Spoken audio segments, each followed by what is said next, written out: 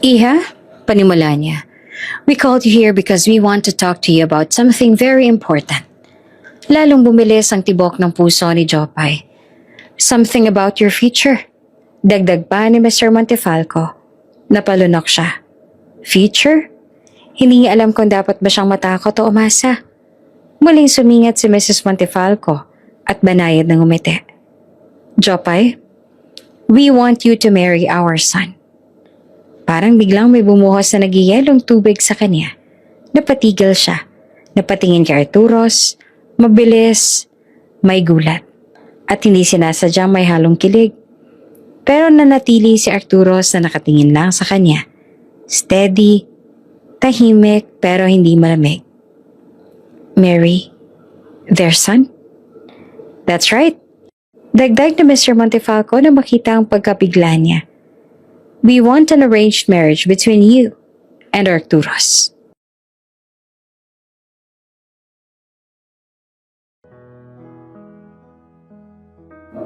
Mula sa pagkabata, alam na ni Jopay kung ano ang hirap ng buhay.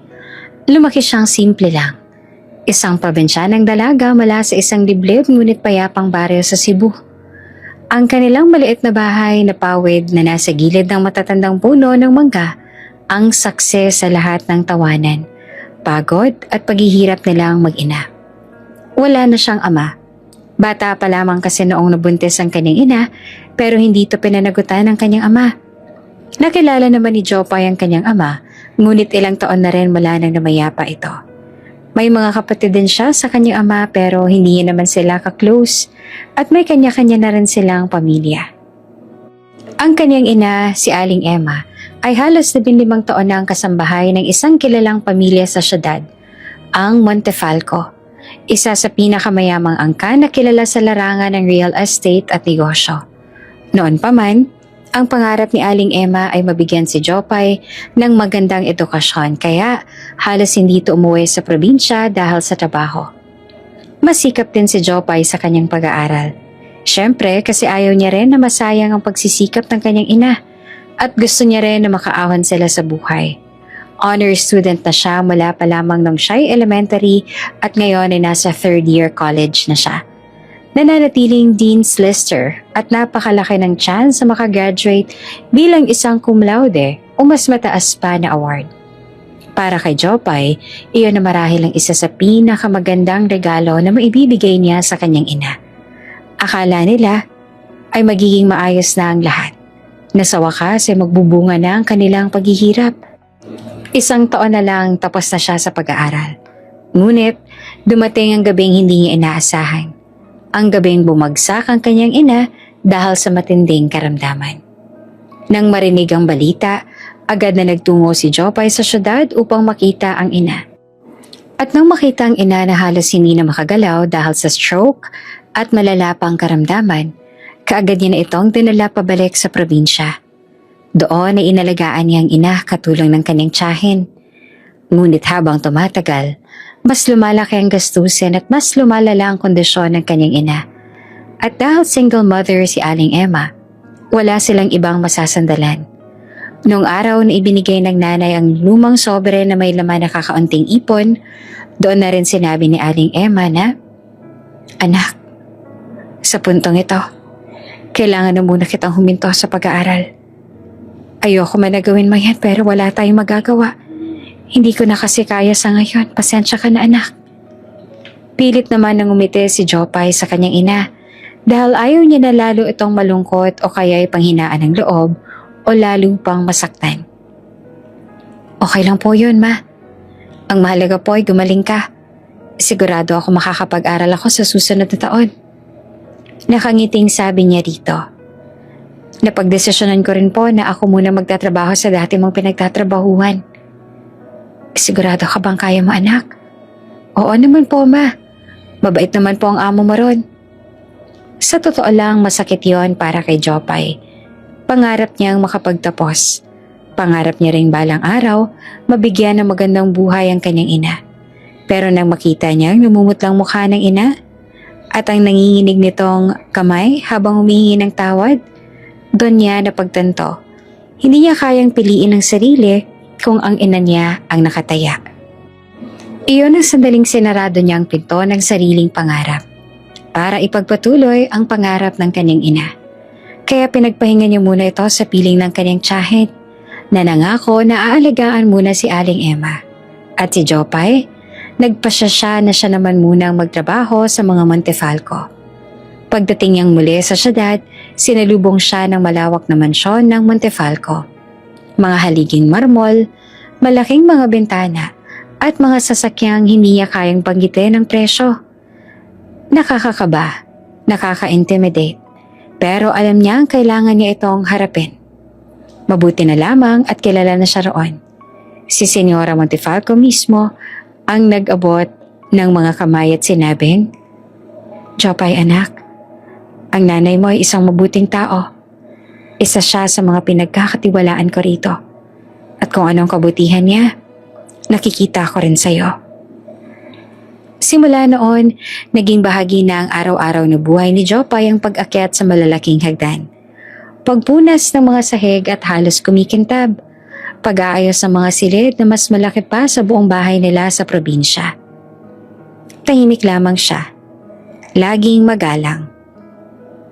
Ngunit mapapansin sa kanyang bawat kilos ang paggalang at dedikasyon na tila namana niya mismo sa kanyang ina.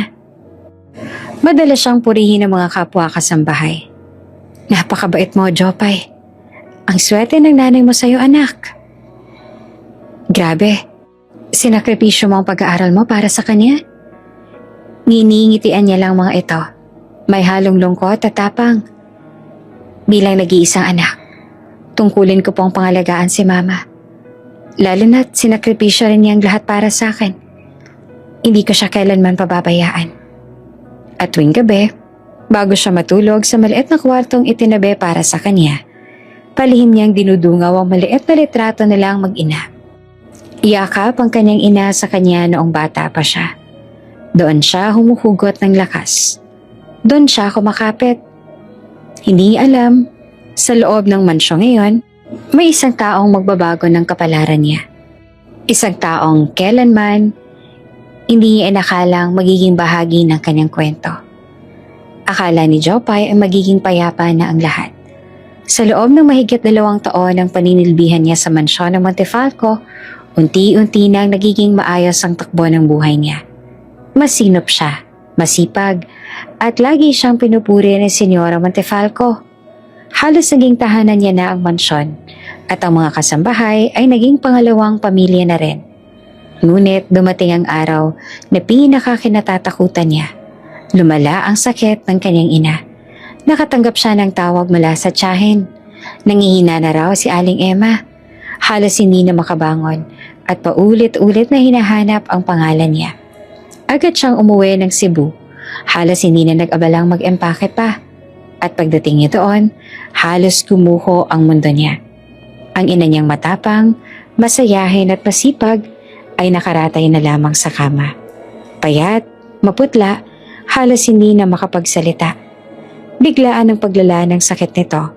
Siguro dahil na rin sa biglang pag-atake muli ng stroke nito.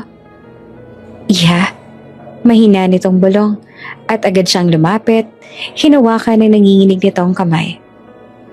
"Ma, andito na ako. Huwag ka mag-alala. Hindi kita iiwan." Ngunit ilang araw lang lumipas, tuluyan ang bumigay ang katawan nito. At ang babaeng pinagkukunan niya ng lakas sa buong buhay niya, ang nag-iisang taong kinapitan niya, ay pumikit na ng tuluyan. Sa unang pagkakataon, ramdam ni Jopay ang uri ng lungkot na hindi kayang ilarawan ng salita. Para siyang ginising ng isang bangungot na hindi niya alam kung paanong gigisingan. Ang mga araw pagkatapos noon ay parang lumakad siya na walang direksyon. Inaasikaso ang burol, tumatanggap ng pakikiramay, at paulit-ulit na tinatanong ng mga tao kung ayos lang ba siya. Ngunit, paano siya magiging maayos kung ang taong dahilan ng lahat ng pagsisikap niya ay wala na? Pagkatapos ng libing, ilang linggo siyang nanatili sa Cebu. Tahimik, nawala ang dating masiglang ngiti niya. At sa halip ay laging nakatungo, laging malayo ang tingin. At nang halos isang buwan na siyang hindi makabalik sa Maynila, isang araw, may kumatok sa pinto ng bahay ng kanyang tiyahin. Pagbukas niya ay napasinghap si Jopay Nakaharap niya ang panganay na anak ng Montefalco, si Arturos Buenaventura Montefalco. Matangkad, seryosong mukha at tila may bigat sa mga mata nito. "Good morning, Jopay." Magalang na bati nito, mahaba at kalmadong boses. "Sir Arturos?" Halos hindi naman makapaniwala si Jopay. Bahagyang tumango ang binata. "My mom asked me to pick you up. She was worried about you." Nanlamig ang kamay ni Jopay. Hindi niya inaasahan. Hindi man lang sumagi sa isip niya na mismong si Arturos ang madalas ay abala sa negosyo, proyekto at mga meeting ang magpapakahirap bumiyahe papuntang Cebu para lamang sunduin siya. Napayuko siya. Hindi alam ang sasabihin. "Pasensya na po. Hindi ko na po na-update si ma'am." "It's alright." Mahinahong sagot naman ni Arturos. Pinapasok niya muna ang binata sa loob ng maliit nilang bahay at mabilis siyang inag-asikaso ng mga gamit na dadalhin niya. Ayaw niyang pag-antayin ng matagal ang binata kaya naman kahit ano na lang ang pinasok niya sa kanyang maleta. "You're done?" Tila hindi pa makapaniwala na tanong ng binata nang lumabas na siya mula sa kwarto dala ang maleta. "Opo, sir," tugon niya. Tiningnan ng binata ang maleta. Sunod ay ang kanyang mukha. Kapag kuwan tumango ito at tumayo na. Pinasok din ito ang cellphone sa bulsa. Sir, bago po tayo umalis, pwede po ba na magpaalam muna ako sa tiyahin ko?" "Sure," sagot nito. Tinulungan siya ng binata na ipasok sa sasakyan ang dala niyang maleta.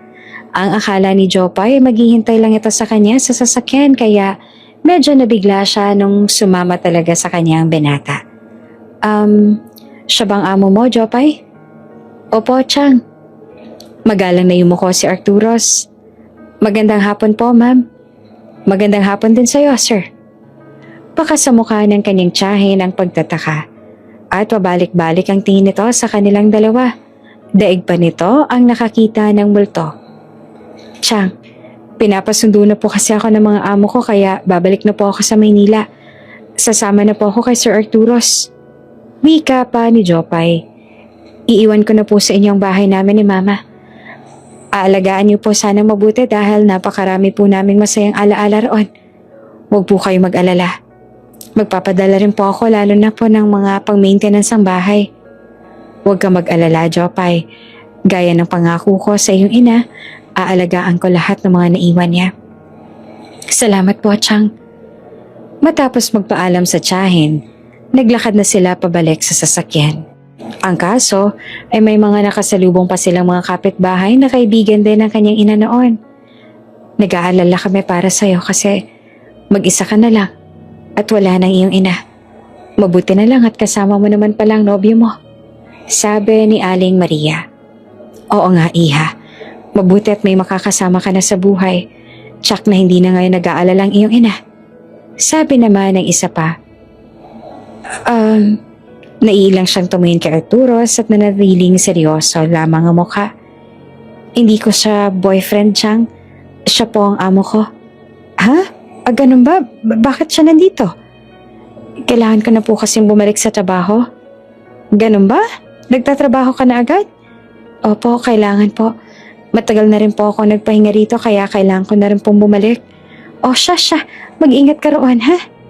Ngumiti siya sa kanila at tumango. "Salamat po." Hindi niya pala nobyo ang gwapong binatang yon. Inakala ko talaga na may nobyo na rin si Jopay sa wakas. Paano ay sinundo pa talaga siya rito? Narinig pa ni Jopay na sabi ng mga kapitbahay nila habang sila ay palayo.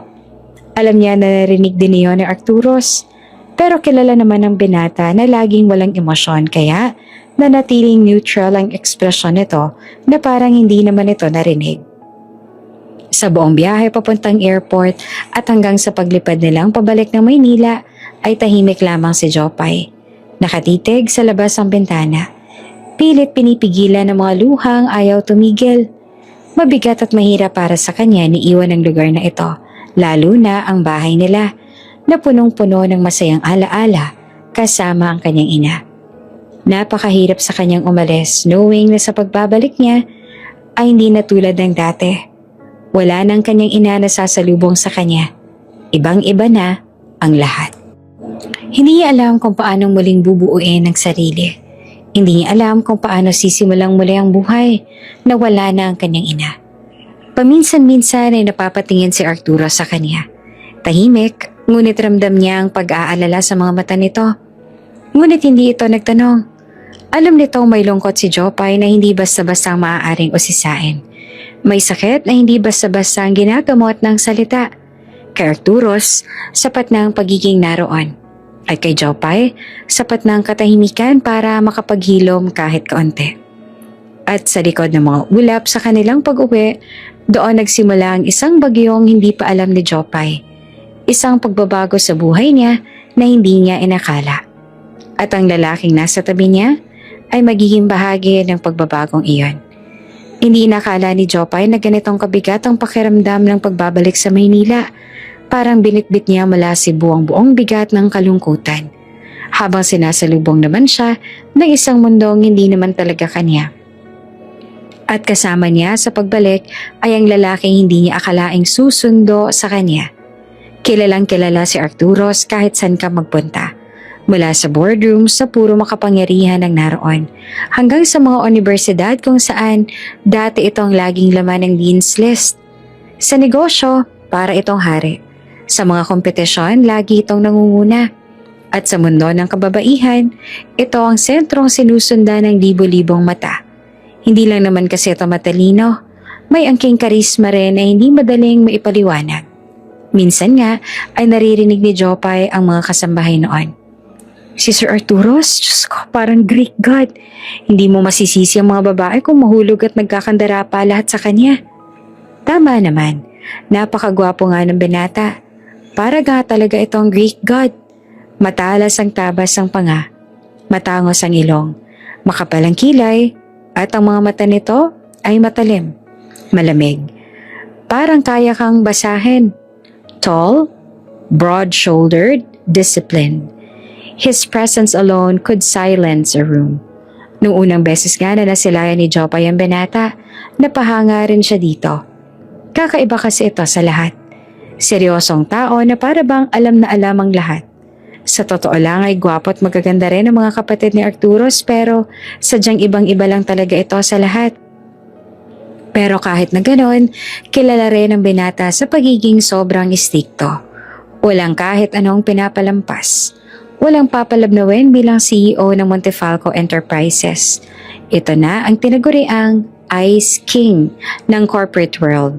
Walang emosyon, puro trabaho, puro utos na para bang ang negosyo ang sentro ng buhay nito. Buong atensyon at oras nito ay nasa trabaho lang. Siguro, kaya naman hindi na rin nakakabiglang marinig kung gaanong ka-successful ang kumpanya na hawak nito.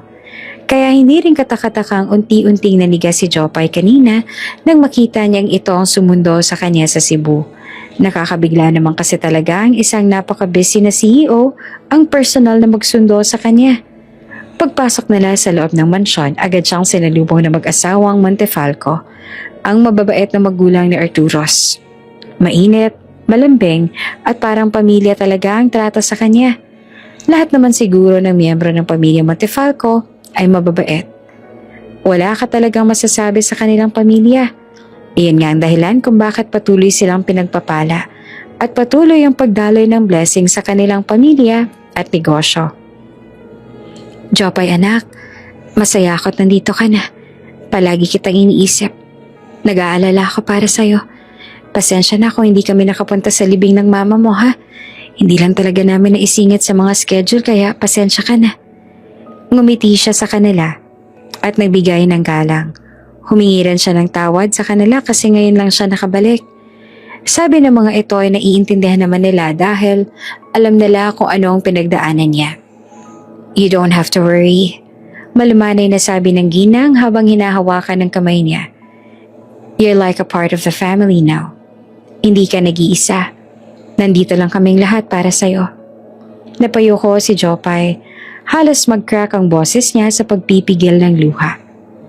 Maraming salamat po ma'am, sir.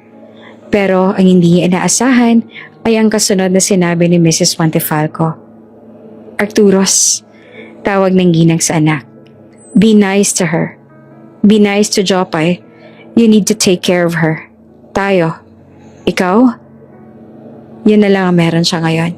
Huwag mo sana niyang pababayaan. Napatingin ng dalaga kay Arturos.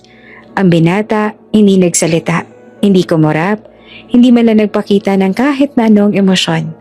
Tumingin lamang ito sa kanya at nagtagpo ang kanilang mga mata. Malamig ang titig nito, ngunit walang mababasa na emosyon sa mga mata nito. At habang tumatagal ang kanilang titigan, unti-unti rin na nabahira ng emosyon ang mukha ni Arturos. Parang sinusukat siya. Parang hindi pa sigurado kung paano siya dapat pakitunguhan. At dahil pagod na si Jopay, sa biyahe, sa kalungkutan, sa pagharap ng katotohanan na wala ng ina niya, hindi niya rin kayang bigyang hulugan ng kakaibang eksenang iyon. Hindi niya alam kung bakit kailangan siyang alagaan ni Arturos. Hindi niya alam kung bakit ganon ang tono ng magulang nito. Parang may alam silang hindi niya alam. Alam namin na pagod ka pa mula sa biyahe, kaya mabuti pang magpahinga ka muna sa kwarto mo. Sabi sa kanya ni Mrs. Montefalco, kaya ngumiti at tumango siya. Napabaling naman ang tingin niya kay Arturos nang tumayo ito. Aalis ka anak? Tanong ni Mrs. Montefalco. Yeah, may meeting pa po ako. Magalang nitong sagot. What? Hindi ka ba magpapahinga muna? No need, hindi naman ako napagod sa biyahe. Bago umalis ang binata, sumulya pa muna ito sa kanya. Sa unang mga araw niya sa mansyon matapos siyang makabalik mula sa Cebu, ramdam ni Jopay ang lungkot na tila ba hindi na mawala-wala pa. Parang anino na hindi siya nilulubayan kahit saan man siya pumunta. Pero kahit na ganon, hindi niya maatim na nakatunganga lang siya buong araw. Oo, nasasaktan at nalulungkot pa rin siya pero kailangan niyang kumilos. Kaya kahit paulit-ulit nang sinabi ng mag-asawang Montefalco na, Anak, you don't have to work for now. Magpahinga ka muna. Ay nakaramdam pa rin siya ng hiya. Nasa bahay siya ng kanyang amo na nagpapasahod sa kanya at sa kanyang ina noon. Kumakain ng pagkain nila. Natutulog sa bubong nila. Natural lang natulungan niya ang ibang kasambahay lalo pat iyon naman ang trabaho niya. Hindi dapat na makaapekto ang pinagdadaanan niya sa trabaho. Isa pa, masyado na siyang nilalamon ng lungkot. Kailangan niyang abalahin ang sarili nang sa ganon ay hindi siya masyadong mag-isip. Isang umaga, habang tinutulungan niyang mag-ayos sa mga bulaklak sa receiving area, bigla na lang siyang natigilan. Nakatingin sa isang puting lirio sa kanyang kamay. Naglalakbay na naman kung saang ibayo ng mundo ang pag-iisip niya. Sa sobrang lalim ng kanyang pag-iisip, hindi niya na namalaya na may dumaang anino sa gilid niya. Jopay? Bumalik siya sa ulirat nang marinig ang malalim na tinig. Hindi niya kailangan na tumingin para malaman kung sino yon. Si Arturos. Dahan-dahan siyang lumingon dito. Nakatayo ito sa likuran niya. Formal pa rin ang postura. Nakaitim na long sleeves, nakasuksok ang kamay sa bulsa. At ang mga mata, tulad pa rin ng dati. Masyadong matamang nakatingin sa kanya. At doon lang niya na-realize kung gaanong katagal na siyang natulala. Mabilis siyang humingi ng dispensa sa binata. Napailing naman ito ng bahagya. You need to take a rest. Malamig ngunit hindi galit na tono ng binata. No need to force yourself to help here. Hindi ka naman pinipilit ng parents ko na magtrabaho. At sigurado akong naiintindihan naman ng mga katrabaho mo ang pinagdadaanan mo ngayon. Napayuko si Jopay. Halos hindi makita ng binata ang pagkurap ng kaniyang mga mata. Pasensya na po. Mahina niyang tugon. Nahihiya lang po ako na wala akong ginagawa dito. Lalo pa trabaho ko po ito at kaya ko naman po magtrabaho. May sumagi lang po talaga sa isip ko kanina pero pangako ko po, hindi na po yun mauulit. Sandali siyang pinasadahan ng tingin ng binata. Kung hindi niya lang alam na si Arturo ay kilala bilang istrikto at walang emosyon, iisipin niyang may nais itong ipaabot na hindi masabi sa salita. Dahil ang uri ng pagtingin nito sa kanya ay makahulugan. You don't have to force yourself kung hindi pa okay. Hindi mo kailangan na mahiya dahil kami na rin ang nagsabi sa'yo na magpahinga ka. Isang simpleng pangungusap pero sa tono may halong pagpupumilit na hindi niya maintindihan. Bago pa man siya makasagot, tumalikod na sa kanya si Arturos. Nananatiling nakatingin si Jopay sa likod ng binata. hanggang sa tuluyan na itong mawala sa pasilyo. At aaminin niya na hanggang ngayon, hindi pa rin makapaniwala na nakausap niya ng ganito ang kilala niyang masungit na binata at ito pa talaga nagpapaalala sa kanya ng mga ganon. Lumipas ang mga araw pero imbes na gumaan ang bigat sa dibdib ni Jopay, lalo pa itong bumigat, parang araw-araw ay may dagdag na batong ibinubuhos sa kanyang balikat at dibdib. Kahit pasubukan niyang maging abala para hindi siya mag-isip ng kung ano, kahit pilitin niyang tumulong, kahit ayaw na ayaw siyang pagtrabahuin ng kanyang mag-asawang Montefalco, hindi maialis ng mga gawaing iyon ang pait na bumabalot sa kanya. Sa tuwing magigising siya sa umaga, ang unang pumapasok sa isip niya ay ang imahe ng kanyang ina. Nakangiti, pagod, pero laging malambing ang mata sa tuwing iuuwi siya mula sa paaralang noon. Naaalala niya kung paano siya pinupunasan ng ina kapag umiiyak siya o kung paano siya nito tinatapik kapag natatakot. Pero ngayon, wala na ang mga kamay na iyon. At kahit gustuhin niyang isipin na masaya na ang kanyang ina, masakit pa rin. Hindi pa rin niya matanggap. Sa mga sumunod na gabi, halos hindi siya makatulog. Madalas siyang nakatulala lamang sa kisame ng kanyang kwarto. Habang unti-unting bumabagsak ang mga luha, hindi niya alam kung paano magsisimula. Wala siyang pamilya, wala siyang direksyon. Ang tanging meron siya ay ang alaala ng isang ina na ibinigay ang buong buhay nito para sa kanya. Isang gabi, matapos ang napakahabang araw ng pananahimik, hindi niya na napigilan ng pagod. Nakahiga siya. Pikit ang mga mata habang humihikbi ng mahina hanggang sa tuluyan na siyang nilamon ng antok. At doon nagsimula ang panaginip. Nasa isang lugar siya na hindi niya alam kung saan. Payapa ang paligid. Puno ng mga nagagandahang mga bulaklak. Para bang isa iyong paraiso. At sa paraiso na yon, naroon ang kanyang ina. Nakasuot ng puting bestida. May hawak na maliit na basket na may lamang bulaklak. At nakangiti sa kanya tulad ng dati. Sa mga mata nito kita ang galak at pagmamahal sa kanya. Anak, tawag nito na malambing, puno ng init. Mama, mahina niyang tugon at halos agad siyang humagulgol dahil muli niyang narinig ang tinig nitong ilang buwan niya nang inaasahang marinig.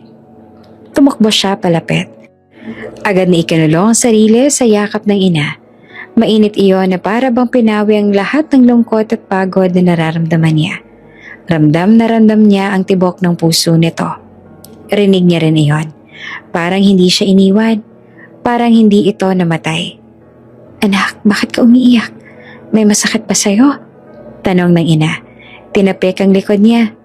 Huwag ka nang umiyak. Alam mong ayaw na ayaw ni mama na nakikita kang umiiyak. Hindi ba? Ma, huwag mo po akong iwan, please.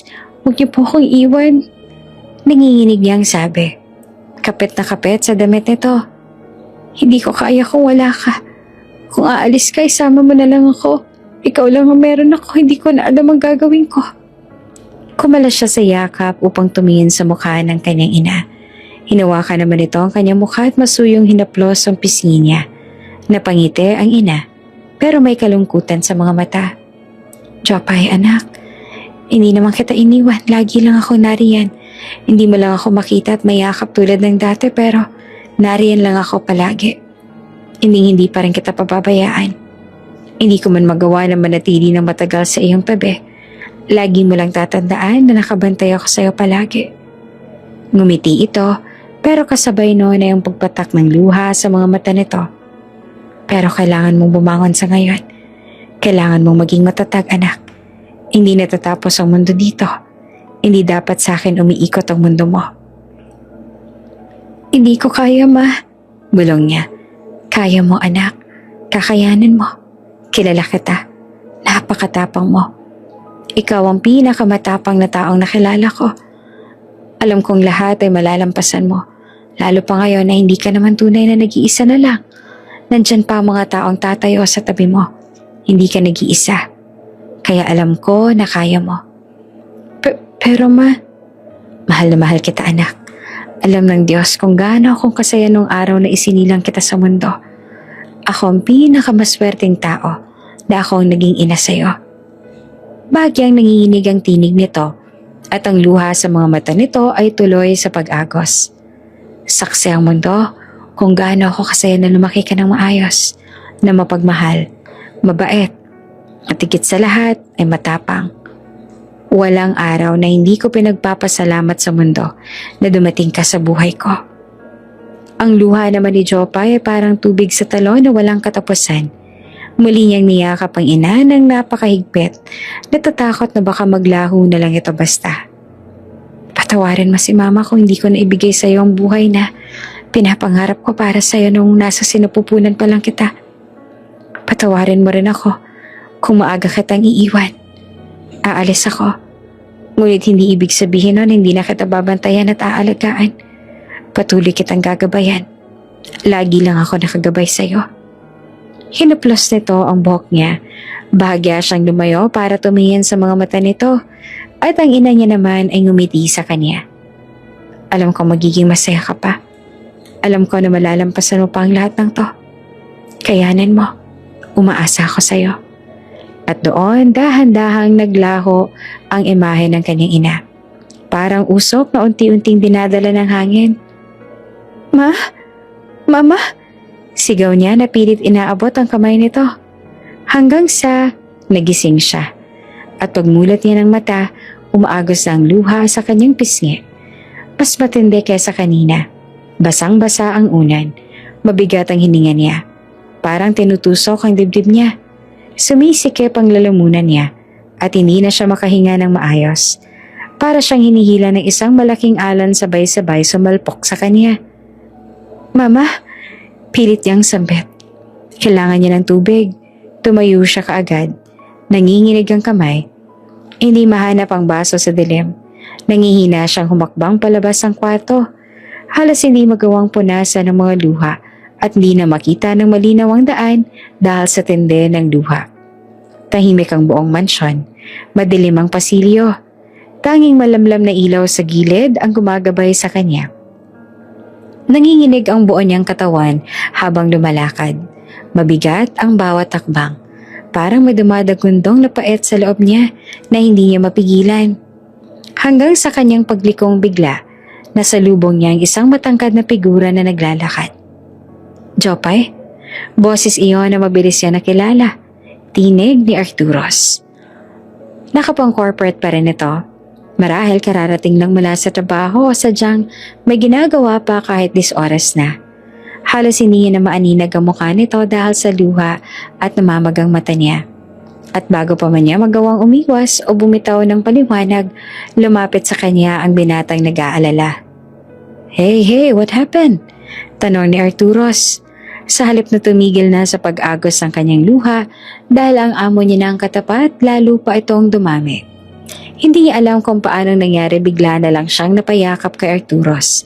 At ang binata, hindi siya nito tinulak, sa halip ay niyakap siya pabalik. At sa yakap na yon, naramdaman niyang hindi siya nag-iisa. Shh, breathe. Mahinahon at malamig ang boses ng binata. Halos bulong. Halos hindi niya akalaing manggagaling dito. Inagod nito ang likuran niya. Marahan paulit-ulit. Parang sinusubukan na pahupain ng lindol sa dibdib niya. Jopay, bulong ng binata. Inalalayan siya nito. Marahang hinawakan ng kanyang pisngi. Pinunasan ng luha gamit ang hinlalaki at tumingin ng diretso sa kanyang mga mata. At sa unang pagkakataon, hindi malamig ang tingin ng binata. Hindi rin ito matalim. Sa halip, puno ng awa ang tingin nito. Everything will be alright, sabi nito sa mababang tono. You're not alone. I'm here. Takot si Jopay mag-isa. At nang marinig niya iyon mula kay Arturos, pakiramdam niya ay kahit paano, nabawasan ng bigat at takot na nararamdaman niya. Hinayaan lang siya ng binata. Hindi na ito nagsalita. Hindi humingi ng paliwanag pero sa yakap nito, ramdam niyang nais itong iparamdam sa kanya na nariyan lang ito. Hanggang sa unti-unti nang bumagal ang paghinga niya. Bumagal ang luha, lumuwag kahit paano ang dibdib niya. At nang maramdaman niyo ni Arturos, saka ito muna nagsalita. Cry if you wanna cry. Hindi mo kailangang pigilan ng luha mo. I'm just here for you. Hindi niya rin alam kung bakit pero sa gabing iyon, sa yakap ng binatang hindi niya inaakala na magiging sandigan niya, naramdaman niyang hindi pa tapos ang mundo tulad ng sinabi ng kanyang ina. Hindi pa tapos ang buhay. May liwanag pa, kahit kaunti. At kahit hindi pa niya alam, nagsisimula ng mabago ang lahat. Tahimik na ang buong mansyon at tanging maririnig lang ay ang marahang paghinga ni Jopay na unti-unting bumabalik sa normal. Nakasandal pa rin siya sa bisig ni Arturos. Ang mga luha niya na kanina ay walang patid ay nagsimulang matuyo sa kanyang pisngi. Hindi niya na malaman kung gaano siyang katagal na yakap ng binata. Minuto ba yon? O halos oras? Ang tanging alam niya ay nakatagpo siya ng sandalan sa oras na halos mabuwal siya sa bigat ng kanyang nararamdaman. Dahan-dahang lumuwag ang pagkakahawak ni Arturos sa kanya. Sapat lang para makita ang mukha niya. Marahan siya nitong tinitigan. Halatang nag-aalala pa rin. Okay ka na ba? Napakagatlabi si Jopay. Nag-aalangan kung kaya ba na talaga niyang magsalita. Namamaga pa ang kanyang mga mata. At ramdam niya ang pagod na dumaloy sa buong katawan niya. Parang bigla siyang pinabigat ng 10 taong pagod. Pero kahit na papano, nakakahinga na siya. Opo. Pabulong halos ang boses niya. Okay na po ako. Pasensya na po sa abala. Bahagyang kumunot ang noon ni Arturos. Para bang hindi nito nagustuhan ang sinabi niya. You didn't cause any trouble. Mariin ngunit banayad itong tugon. Wala kang dapat ihingi ng pasensya. Nag-iwas ang tingin si Jopay. Hindi pa rin sanay na naririnig mula sa binata ang ganong uri ng kabaitan. Napaka-imposibleng isipin. Ang kilalang Arturos Montefalco firm, seryoso, halos walang emosyon at kinatatakutan ng lahat, lalo na ng mga naninilbihan dito, ay heto ngayon, nakatayo sa harap niya at nag-aalala pa. Bumalik ka muna sa kwarto mo. Dugtong nito na mas banayad na ngayon ang tono. I'll get you some water. Ako na po ang kukuha. Kaya ko na po yun. Mahina niyang sabi. Pero agad siyang nawalan ng lakas ang loob nang maramdaman niyang nanginginig pa ang mga tuhod niya. Lahat ng emosyon kanina, iyakan, takot, lungkot, parang sumakmal ng lakas niya. No, putol pa ni Arturos. Firm ngunit hindi malamig. Ako na, bumalik ka na lang sa kwarto mo. Dadaling ko roon ng tubig mo mamaya. Sa huli, tumango na lang siya. Dahil totoo, mahina pa ang katawan niya at baka matumba lang siya kung pipilitin niya na bumaba. Kaya dahan-dahan siyang lumakad pabalik sa kanyang silid. At bago siya pumasok ay nilingon pa niya ang binata. Nakatayo pa rin ito roon, nakamasid. Para bang tiniyak na ayos na talaga siya.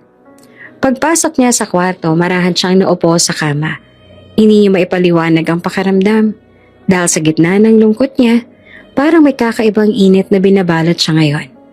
Isang uri ng pag-aalaga na hindi niya inaasahang mararanasan mula kay Arturos. Sumandal siya sa headboard ng kanyang kama. Pinipilit pang pakalmahin ang sarili. Naririnig niya ang mahinang tiktak ng orasan at ang paggaspas ng hangin mula sa labas ng bintana. At sa kabila nun, nabuo ang mga tanong sa isip niya. Bakit ba ganito kabait ang binata sa kanya? At bakit paramdam niyang totoo ang pag-aalala nito para sa kanya? Hindi niya masagot ang tanong na yon. Wala siyang ideya. Kasi noon naman halos hindi man lang siya nito tapunan ng tingin. Iniisip niya nga noon na baka'y hindi alam ng binata na may kasambahay sila sa mansyon na nagngangalang Jopay. Maya-maya pa, narinig niya ang mahinang pagkatok sa pintuan. Sumunod ay bumukas ito at pumasok na roon ang binata. Jopay, boses ni Arturos na malumanay, halos hindi katulad ng tono nitong ginagamit pag may meeting o may kausap na empleyado. Nasa harapan niya ang binata. May hawak na basong tubig at isang maliit na pitsil. Uminom ka muna, sabi ni Arturos at tiniabot sa kanya ang baso. Kinuha niya ito. Nanginginig pa ang kamay niyang dumampi sa mga daliri ng binata. Parang nagdulot naman iyon ng kakaibang kilabot sa kanyang balat. At kahit saglit lang ang pagdikit ng kanilang mga kamay, parang may dumaloy na kuryente. kaya mabilis siyang umiwas. Tinanggap ang baso at ininom ang tubig. Habang umiinom siya, nakatingin lang sa kanya si Arturos. Tinitiyak na hindi siya masasamid o mahihirapan. Pagkatapos, marahan niyang ibinaba ang baso sa maliit na cabinet na nasa gilid ng kama. Maraming salamat po. Mahina niyang pahayag. Tumango ang binata, pero hindi pa rin umaalis. Sigurado ka bang okay ka na? Tanong pa nito, may halong pag-aalinlangan. Parang gusto pa nitong manatili kung sakaling kakailanganin nito ni Jopay. Opo, sagot niya. Pasensya na po talaga sa nangyari. Hindi ko po sinasadya. Hindi ko po dapat kayo inabala. Tumaas ang kilay ni Arturos at bahagyang umiling. Stop apologizing, he said softly. You're grieving. Anyone in your place would feel the same. At ang kakaibang tono ni Arturos habang kausap siya, parang hindi lang dahil utos ito ng mga magulang nito na alagaan siya. Parang totoo.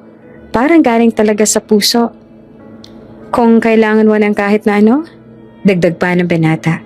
Tumigil sandali, tsaka tumikim na parang sanay magsalita ng ganito.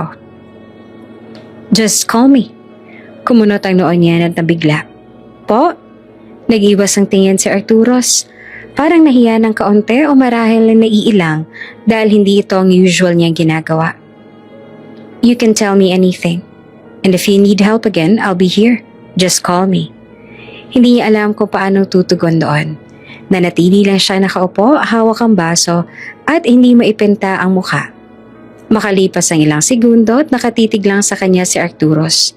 Tumango na siya. Sige po, salamat po.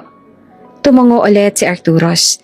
Tumingin pa sandali sa loob ng kwarto niya, tinitiyak na wala itong nakaligtaan. Tila pinupulot sa mata ang bawat detalye. Kung malamig ba ang hangin, kung maayos bang higaan, kung ligtas ba siya. At bago pa ito umalis, tumingin itong muli sa kanya. Get some rest, sabi nito. Mas malambot, mas personal kaysa dati. You need it. At sa unang pagkakataon, ngumiti si Jopay kahit maliit, kahit mahina. Opo. Lumakad na si Arturos palayo. Ngunit bago tuluyang mawala sa pasilyo, tumigil ito, tsaka tumingin muli sa kanya. At sa pinakamahinang tinig nitong narinig niya, Good night, Jopay. Napatigil siya, hindi makagalaw, parang tumigil ang oras. Good night po, tugon niya na halos pabulong. At nang tuluyan ng lumakad si Arturos, dahan-dahang isinara ni Jopay ang pinto. Sumandal siya rito. Hawak pa rin ang baso ng tubig habang unti-unting sumisiksik sa dibdib niya ang isang damdaming hindi niya maipaliwanag. Kinabukasan matapos ang gabing halos hindi niya malimutan, maaga pa lamang ay bumangon na si Jopay. Mabigat pa rin ang mga katawan niya. Ngunit mas magaan na ang dibdib kumpara kagabi. Sinubukan niyang ibalik ang sarili sa normal na ritmo ng trabaho. Pagwawalis sa hardin, pag-aayos ng mesa, paglalaban ng ilang damit na hindi pinasok sa laundry room. Paulit-ulit yung sinasabi sa sarili na maayos na siya. Na kailangan niya ng bumangon at kumilos. Ngunit sa bawat hakbang niya, hindi niya maiwasang maalala ang nangyari kagabi, kung paano siya halos mawala ng hininga sa iyak, at kung paano siya hinawakan at niyakap ni Arturos na para bang mahuhulog siya kung bibitaw ito, kahit saglit. Napapailing siya paminsan-minsan, napapahawak sa dibdib, hindi dahil sa lungkot, kundi dahil sa hiya. Hiyang-hiya siya pero higit pa roon ang pasasalamat na nararamdaman niya. Jopay, tawag ng isa sa mga kasambahay, dahilan para mapalingon siya. Pinapatawag ka raw ni ma'am, nasa sala sila ni sir. Napakalamig ng hangin sa pasilyo habang naglalakad siya papunta sa sala. Tahimik ang buong mansyon. Maririnig mo lamang mahihinang yabag niya sa marmol na sahig. Pagdating niya roon, abutan niya ang mag-asawang Montefalco na nakaupo sa malaking sofa. Parehong may mababait na ngiti sa kanya. Good morning, Jopay. Bungad ni Mrs. Montefalco na may lambing sa boses. Kamusta ang pakiramdam mo ngayon? Marahan siyang napayuko. Ma'am, sir, ayos na po ako. Maraming salamat po. Nagkatinginan muna ang mag-asawa. Bago muling tumingin sa kanya si Mr. Montefalco. May nabanggit sa amin ng ilang kasambahay kanina. Wika nito sa mahinahong tinig. Na nakita ka raw nila na umiiyak kagabi habang yakap-yakap ni Arturos. May nangyari ba na hindi maganda? Saglit siyang natigilan. Agad na gumuhit ang pag-aalala sa kanyang mukha dahil baka mali ang isipin nila. Agad siyang umiling. Wala po, napanaginipan ko lang po ang mama ko kaya po ako biglang iyak pero ayos na po ako ngayon. Muling nagkatinginan ng mag-asawa, ngunit ngayon ay may halong pag-unawa at lambing ang kanilang mga mata. Sigurado ka bang ayos ka na, iha? Tanong ni Mrs. Montefalco, halos ina na ang tono. Pwede kang magpahinga muna kung gusto mo. Ma'am, ayos na po talaga ako. Mahinang tugon ni Jopay at napangiti siya kahit papaano. Tumango si Mr. Montefalco at may sinabi itong hindi inaasahan ni Jopay. We're glad na you feel safe with our son, that you cried in his arms. Umangat ang tingin niya at nagulat. That's what we want you to feel around him. Safe. Dagdag pa nito. Hindi niya alam kung ano ang tamang reaksyon. Pati sarili niyang damdamin hindi niya maintindihan. Ngunit ramdam niya ang pag-aalala na nagmumula sa puso ng mag-asawa. At hindi siya sigurado kung na-appreciate ba nila ang ginawa ni Arturos o may iba silang nais ipahiwatig. Kung nahihiya kang sabihin sa amin ang nararamdaman mo, sana hindi ka mahihiyang sabihin yon kay Arturos. We're very sure that our son would willingly help you. Wika naman ni Mrs. Montefalco. Hindi alam ni Jopay kung ano ang sasabihin niya. Hindi rin niya alam kung bakit parang kumabog ng malakas ang puso niya sa huling linya na yon. Maraming salamat po. Ang sinabi niya na lang. Matapos ang pag-uusap, bumalik na siya sa trabaho. Sinubukan niya ring ibalik ang enerhiya niya sa bawat gawain. Pero halo-halong emosyon na nakapulupot sa dibdib niya. Habang nag-aayos siya ng mga plato sa pantry, isang kasambahayan nagsabi, "Uuwi na raw si Sir Arturos mamaya." Napalingon siya dito at ngumiti naman ito sa kanya. "Gusto mo ba daw na ikaw ang maganda ng merienda niya?" Maaari ba yon? Oo naman. Alam kong gusto mong gawin yon para sa kanya. Kaya nagdesisyon siyang siya na munang maganda ng merienda para kay Arturos. Gusto niyang ipakita ang pasasalamat niya dito kahit sa maliit na paraan. Pinili niya ang paboritong pastry ng binata na minsan nakita niyang kinakain ito. Soft cheese rolls na may manipis na glaze. Paglipas ng ilang minuto, natapos niya ang paghahanda. Nang dumating si Arturos, tahimik siyang lumapit. Hawak ang tray na may mainit at mabangong cheese rolls. Sir? Mahina niyang tawag. Lumingon sa kanya ang binata. Yes? Inihanda ko po to para sa'yo bilang pasasalamat sa ginawa mo kagabi. Hindi niya matingnan ng diretso ang binata.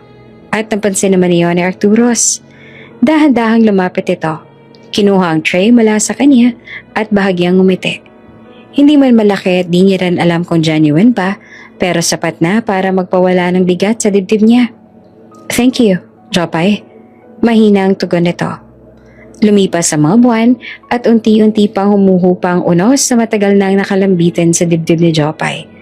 Hindi man ito tuluyang nawala, pero natuto na siyang kahit papaano tanggapin ang lahat ng nangyari at magpatuloy. Sa pagdaan ng araw, napansin niyang may bumabalik na bahagi ng sarili niyang inakala niyang nawala rin noong mawala ang kanyang ina. Napakalaking tulong ng mga tao sa mansyon sa pagbangon niya. Sa umaga pa lang, may bumabati ng mga kasambahay sa kanya. Nasanay na rin siya sa mga munting biro. Sa yakap kapag napapansin ng ilan na natutulala na naman siya. At higit sa lahat, nandyan ang kamag-asawang Montefalco na hindi niya inakalang magiging parang pangalawang magulang sa kanya. Tuwing makikita niya si Mrs. Montefalco na natatameme kahit wala namang dahilan, sasabihan siya nitong, "You don't have to be afraid here, Iha. Andito naman kami. Di ka nag-iisa." Para bang mula nang pumasok siya sa mansyon, may mga kamay na tahimik pero tuloy-tuloy na humahawak sa kanya para iangat siya mula sa lungkot na matagal niyang kinimkim. At syempre, andun din si Arturos. Isa ito sa pinakamalaking dahilan kung bakit nakabawi siya. Hindi nagbago ang pagiging masungit nito. Ang pagiging cold, ang pagiging tahimik. Pero may mga sandali na hindi niya makakalimutan. Mga sandali na ramdam niya ang pag-aalala nito sa kanya. Hindi man nagpapakita si Arturos ng emosyon pero ewan niya minsan, ramdam niya ang nag-aalala ito. At sa paraang iyon, sa paraang hindi halata, unti-unti gumagaan ang bigat sa puso niya hanggang sa natutunan niyang tanggapin ang katotohanan. May mga bagay talagang nawawala. May mga taong hindi nababalik, pero hindi ibig sabihin noon na katapusan na ng mundo. Minsan, ang pagkawala ay simula ng bagong kabanata. Napagtanto niya may mga bagay din na mananatili. Ang alaala ng kanyang ina, ang mga yakap nito, ang tinig, ang pagtingin sa kanya ng isang inang mahal na mahal siya. Mga alaala na kahit kailan, hindi kayang agawin ng buhay. Isang hapon, habang palubog na ang araw at kumukulay kahel ang buong mansyon, napabalita sa kanila ang paparating na pag-alis ni Arturos. Aalis ito para tumira muna sa New York upang ayusin ang ilang sangay ng negosyo ng pamilya. Hindi alam ng kahit sino kung ilang buwan o taon itong mananatili roon. Nasa hallway siya nang marinig ang yabag ni Arturos. Paglingon niya, sakto naman na napalapit ito. May dalang iilang dokumento. Mukhang kagagaling lang sa pag-aasikaso ng mga papeles. Jopay, tawag nito. Po? Hindi niya alam kung bakit parang mas kumakabog ang puso niya kesa noong una silang magkakilala. Huminto ito sa harap niya. Ilang pulgada lang ang pagitan nila. At kahit nakasuot ito ng coat at mukhang pagod, iba ang tingin nito ngayon. Malalim, seryoso, at para bang may gusto itong sabihin pero pinipigil. I'll be leaving tomorrow morning. Diretsong sabi nito. I don't know kung gaano ako katagal doon.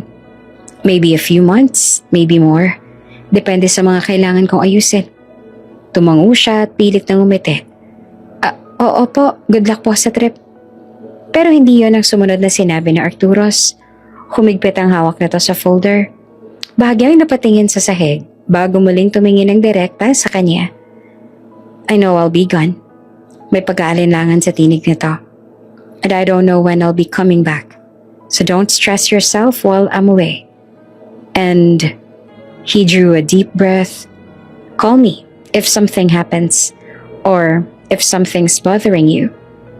Nawala ng imik si Jopay. Hindi siya agad nakareact. Hindi niya akalaing maririnig ang ganong linya mula dito. Po? Halos pabulong niyang sagot. And dugtong nito na mas mahinahon. My parents are always here for you. You can talk to them about anything. Napakurap ulit si Jopay. Mas lalo siyang naguluhan. Hindi pa rin siya makapaniwala. Hindi niya akalain na ganito na pala ang close na silang dalawa. Hindi niya alam kung kailan nagsimula. Hindi niya alam kung paanong mula sa pagiging estranghero at boss and employee relationship ay naging ganito na ang closeness nila para magbili nito sa kanya ng ganitong mga bagay. Pero narito ito ngayon, kinakausap ng maayos. Binibigyan ng permiso na maging parte ng buhay ng binata kahit papaano. Opo, ang taging sagot niya. Ingat po kayo sa biyahe bukas. Tumango naman si Arturos. Tinitigan siya sandali. Para bang may gusto pa itong idagdag ngunit sa huli binitawan lang ito ang mabigat na buntong hininga at tumalikod na. Habang unti-unti itong papalayo, napahawak siya sa dibdib niya. Hindi dahil masakit, kundi dahil may kung anong bagong pagtibok doon. Isang tibok na hindi niya pa alam na posible pala. At sa huling sandaling yon, nang lumingon ulit sa kanya si Arturos bago tuluyang mawala sa liko ng pasilyo, doon niya napagtanto. Tama, nagbubukas talaga ang panibagong kabanata ng buhay. Hindi niya alam kung anong kasunod, pero para sa unang pagkakataon matapos ang lahat, handa siyang malaman. Mabilis sa lumipas ang 3 buwan. 3 buwang tahimik, maliwalas at sabay na nakakapanibago para kay Jopay. Sa 3 buwan na yon, hindi man lang bumalik si Arturo sa Pilipinas. Ni wala siyang balita sa eksaktong ginagawa nito. Pero sapat na ang mga narinig niyang usapan sa pagitan ng mag-asawang Montefalco para maintindihan niyang totoong abala ang binata. Tuwing nag-uusap ang mag-asawa sa sala o habang kumakain sila, naririnig niyang mga peraso ng impormasyon, mga business meetings sa New York, mga dapat ayusin, mga taong kailangan nitong makausap at mga branch ng kumpanya na dapat nitong i-review. Lahat ng iyon ay nagpapatunay na wala siyang karapatan na istorbohin ang binata. Kaya naman kahit na may iniwan nitong bilin sa kanya bago umalis, hindi niya na iyon nagawa. Hindi niya nagawa na tawagan ito. Hindi niya nagawa na mag-text man lamang ng simpleng kamusta. Hindi niya kayang guluhin ng isang Arturos Montefalco, kahit pa iyon naman ang nais itong gawin niya. Sa tuwing iniisip niya iyon, tila may kumikilite sa dibdib niya. Hindi sakit o bigat tulad ng dati, kundi yung pakiramdam na hindi niya pa mapangalanan sa ngayon. Oops! May break muna! Gusto mo bang ma-shoutout dito sa channel ni Ate Jane?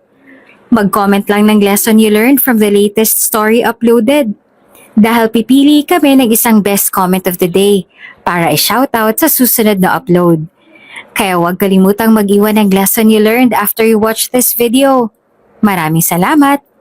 Shoutout nga pala kina Grace Rosario from Tubod, Lanao del Norte, Evelyn Bisquera, at Julie Retuta from the Mom Saudi Arabia. Sa ating mga taga-subaybay, paki-comment naman po sa baba kung taga saan kayo para alam ko kung hanggang saan umaabot ang mga kwento ni Ate Jane at para may shoutout ko kayo sa mga susunod pa nating mga kwento. Maraming salamat sa pakikinig.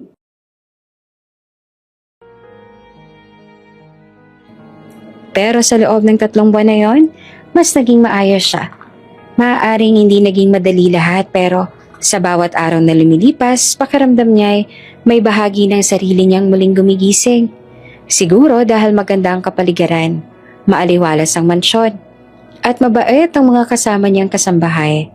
O siguro dahil araw-araw niyang kausap ang kanyang tiyahin at si Cebu na palaging nagbibigay ng payo at pag-asa. At sa bawat pag-uusap nila, palaging pinapaalala nito, "Anak, sigurado ako masaya ng mama mo ngayon. Wala na siyang sakit. Malaya na siya. At mas lalong masaya siya kapag nakita ka niya nagiging masaya rin." At sa tuwing naaalala niya yon, may kirot sa puso. Pero may init ay nagbibigay lakas sa kanya. Naalala niya rin ang huling habilin ng kanyang ina bago ito pumikit ng tuluyan at hiling nitong maging masaya siya. Kaya bawat araw, ginugulat niya ang sarili niya sa kung gaanong kalaki ang pagbabago sa loob niya. Nagiging magaan ang mga hakbang niya. Mas madalas na ang mga ngiti. Mas madalas na siyang nakakatulog ng maayos. At kahit minsan-minsan ay tinatawag pa rin siya ng lungkot. Hindi na iyon kasing lalim ng dati. Hanggang isang araw, habang abala siya sa pagwawali sa malawak na hallway, may narinig siyang bumubulong-bulong na kwentuhan mula sa 2 kasambahay sa sala. "Uy, sabi ni Sir Montefalco, babalik na raw si Sir Arturos next week." "Talaga ba? After 3 months, ang tagal niya ring nawala." "Kaya nga pero naayos na raw niya lahat sa New York kaya uuwi na siya." Napahinto siya para bang tumigil ang oras sa paligid dahil sa narinig niya. Babalik na si Arturos. Hindi niya alam kung bakit sobrang bilis at lakas ang tibok ng puso niya. Para bang may kung anong init ang biglang tumagos sa dibdib niya. Isang uri ng excitement na matagal nang hindi niya naramdaman. Nagpumalit siyang bumalik sa ginagawa pero hindi niya mapigilan ang kumakalat na init sa loob niya. Hindi niya alam kung bakit. Hindi niya alam kung tama bang maramdaman iyon. Bakit siya na-excite? Anong dahilan? Anong dapat niyang ipaliwanag sa sarili niya? At sa hindi inaasahang pagkakataon, tinawag siya ng isa sa mga kasambahay. "Jopay, pinapatawag ka raw ni Madam." Napapitlag siya at agad siya nag-ayos ng sarili at mabilis na pumunta sa sala kung saan naroon ang mag-asawang Montefalco. Pagpasok niya, parehong nakangiti ang dalawa. Nakaupo sa malaking sofa na parang may magandang balita. "Jopay," bungad ni Mrs. Montefalco. "Come here, Iya." Lumapit siya ng mahinhin, maayos at may bahagyang kaba. "Kamusta ka na?" Tanong ng ginang na may lambing. Ayos lang po ako." Sagot niya na may mahinang ngiti. Nagkatinginan ng mag-asawa. Tila may pinag-uusapang hindi nila sinasabi. Maya-maya, si Mr. Montefalco naman ay nagsalita. "Pinatawag ka namin kasi gusto lang namin na ipaalam sa'yo na after 3 months, our son is finally coming home. Natapos niya ng mga kailangan sa New York. Totoo nga, magbabalik na si Arturos at hindi niya maipaliwanag ang nadarama niya ngayon. Nag-aalagan siyang tumugon dahil hindi niya alam kung bakit kailangan pa nila itong sabihin sa kanya ng ganoong kapersonal, pero masaya siya. Nagpakita siya ng maliit na ngiti. Opo, masaya po ako magbabalik na siya. Marahil ay nagtataka ka kung bakit namin to sinasabi sa'yo ng personal, pero alam namin. Dagdag pa ni Mrs. Montefalco na malapit ka sa anak namin, kaya gusto lang naming ipaalam sa'yo ng maaga nang sa ganon ay makapaghanda ka rin. Napakurap si Jopay. Malapit? Sino? Siya? Kay Arturos? Sa totoo lang, hindi niya naman iniisip na malapit na siya sa binata. Ngunit sa magulang na rin ito nanggaling na malapit na raw siya sa binata kaya pati siya ay nabigla na rin. Pero hindi niya siya nagtanong pa dahil una, wala naman siyang karapatan na mag-usisa. Buti nga't nag-abala pa ang mag-asawa na ipaalam sa kanyang tungkol doon. At pangalawa, baka hindi niya kayanin ang sagot, kaya tumango na lang siya at nagpasalamat. At habang pabalik siya sa kusina, pigil ang kanyang ngiti. Pigil din ang pagbilis ng kanyang lakad. Hindi niya pinakita sa sinuman ang saya, ang kilig, ang excitement na bigla-biglang sumiklab sa dibdib niya. Pero sa loob niya, hindi niya na maitago. Sa wakas, babalik na si Arturos at hindi niya alam kung bakit parang matagal na siyang naghihintay nang hindi niya namamalayan. Dumating din ang araw na matagal nang hinihintay nilang lahat. Ang pagbabalik ni Arturos Buenaventura Montefalco matapos ang 3 buwang pananatili nito sa New York. Mula sa mismong oras na lumapag ang eroplanong sinasakyan nito. Walang anumang pahinga o paghinto ang ibinigay dito. Diretsong sinalubong ito ng mga tauhan ng kumpanya at ineskortang papunta sa engranding welcome party na inihanda ng pamilya nito. Dahil pamilya ang turing ng mga Montefalco sa lahat ng kanilang kasambahay, iisa man na 10, walang sino man ang hindi imbitado. At kabilang doon, syempre, si Jopay. Simple lang ang suot niya, isang dilaw na bestida na hindi mamahalin. Walang alahas na kumikislap, ngunit may dalang kakaibang ganda sa kanyang aura ngayon. Isang uri ng presensya na hindi kailanman kayang bilhin ng sino man. Sa ayos yon, malinis na buhok na may malumanay na alon, manipis sa pulang kolorete sa labi, at ngiting mahinhing may tagong kumpiyansa, lalong lumutang ang likas niyang alindog. Maraming bisita ang napapalingon habang dahan-dahan siyang naglalakad papunta sa kanilang mesa. May ilan pang hindi agad nakakakilos, tila natigilan sa simpleng karisma ang taglay niya. Ang iba naman ay napapabulong, nagtataka kung bakit tila mas nangingibabaw ang ganda ng isang babaeng hindi naka-designer dress kesa sa mga high-profile na bisitang puno ng alahas at mamahaling tela. At nang nakita siya ni na Mr. at Mrs. Montefalco, agad nilang nalapitan at binate. "You look very beautiful tonight, Jopay," ana na Mrs. Montefalco. May lambing at sinseridad sa boses. "You're like a princess. Bagay na bagay sa'yo ang suot mo ngayon. Lalo pang tumingkad ang natural mong ganda." Namula siya at ngumiti, at bahagyang yumuko bilang paggalang. "Maraming salamat po, sir. Ma'am." Mahina ngunit malinaw niyang sagot.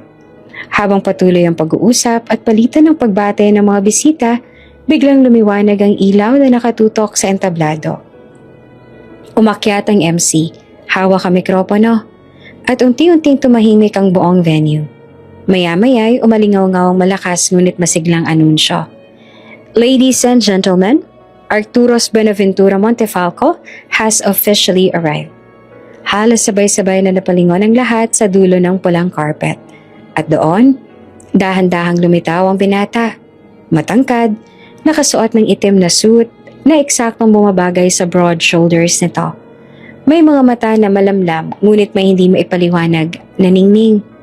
Mula sa bawat hakbang nito, ramdam ang presensya na kahit tagal hinintay ng kumpanya, ng pamilya, at maging si Jopay. Nanigas si Jopay sa kinatatayuan niya. Biglang bumilis ang pintig ng puso niya sa bawat segundo. Ang mundong puno ng boses, tawanan, musika at bulungan ay biglang naging malabo. Napalitan ng humuhugong na kaba at pananabik. Para bang siya lang at si Arturos ang naroon. At nang sa wakas, ay iniangat ng binata ang tingin. Hindi niya maipaliwanag kung bakit o paano. Pero ang una nitong hinanap ay si Jopay. At natagpuan siya nito. Parang may dumaan na kuryente sa pagitan nila. Isang biglaang paghinto ng oras. Mula sa malayo, nakita ni Arturo sa mga matang matagal na nitong hindi nasisilayan. At para kay Jopay, ang simpleng pagtama ng tingin nila ng binata ay sapat para maramdaman niyang muli ang tibok na ilang buwan niyang tinatago. Pinipigilan, ngunit ngayong nasa harap niya ay hindi niya na maikakaila. Nagtagpo ang kanilang paningin at sa mismong sandaling iyon, pakiramdam ni Jopay ay sasabog ang dibdib niya sa tindi ng emosyon. Hindi niya alam kung kababayon o tuwa o kakaibang damdamin o baka lahat ng iyon nang sabay-sabay. At si Arturos bahagyan namang napangiti. Isang ngiting para bang nagsasabing, I'm home. At hindi yon nakaligtas kay Jopay. Hindi maalis ni Jopay ang tingin kay Arturos sa buong party. Kung saan ito lumingon, dun din napapalingon ang mga mata niya. Hindi niya mapigilan ng sarili. Para bang magnet ang presensya ng binata. Nakakaakit, nakakagulat. At sa paraang hindi niya maipaliwanag, nakapanghihina ng tuhod. The way he stands, the way he moves, the way he carries himself, lahat ay sumisigaw ng power, ng dominance, na hindi matatawaran na presensya.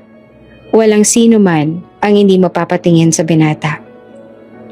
Kahit ang mga high-profile guests ay parang hindi mapakali kapag lumalapit ito. Para bang kahit sila ay alam kung sino ang tunay na sentro ng okasyong iyon. And God, he looked extremely handsome. Handsome was an understatement actually. Kahit nung ordinaryong araw niya pa nakikita si Arturos, gwapo na ito. Pero ngayong gabi, he looked different. Much more mature. Much more confident. May glow sa kanya. Isang uri ng ningning at lalim na wala noon. Siguro dala ng paglipas ng 3 buwan. Siguro dala ng New York na nagiiwan ng marka sa sino mang tumira roon. O baka dala lang ng mismong presensya nito. O sadyang na-miss niya lang ito. And every time she looked at him, she couldn't deny it. He changed a lot. And he changed for the better.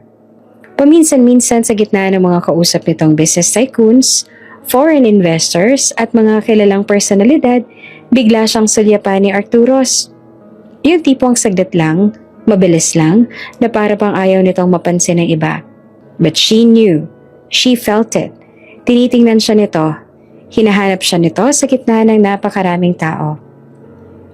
At sa tuwing nangyayari iyon, napapaatras ang hininga ni Jopay. Parang may dumadapong malamig pero nakakakilig na hangin sa batok niya. Parang bumabalik sa kanya ang 3 buwan na pagtitimpi, pag-aalala, at pagnanais na muling makita ang binata. Pero habang tumatagal, lalong dumadami ang mga bisita. Lumalakas ang musika, tumitindi ang ingay, at ramdam ni Jopay na hindi iyon ang lugar para sa kanya. Hindi siya sanay sa mga enggandeng selebrasyon.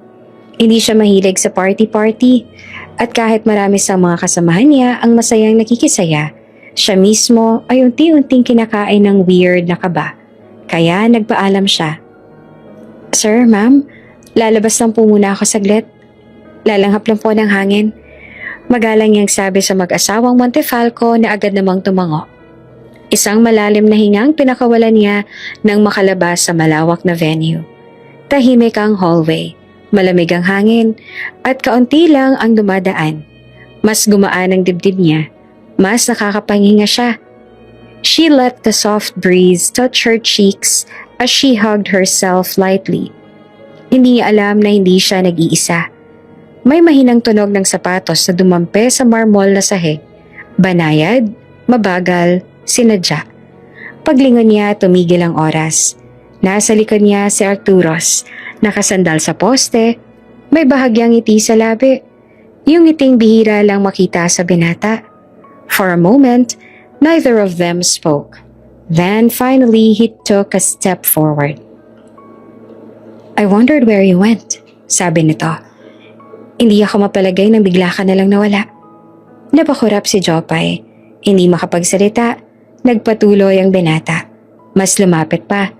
hanggang sa ang distansya nila ay sapat na para maramdaman niya ang init ng presensya nito. I'm back. Bulong niya na may bigat, may emosyon, may pag-aasam. I'm finally home. At sa hindi niya inaasahan, mas lalo siyang kinabahan. Hindi niya alam kung ano ang sasabihin.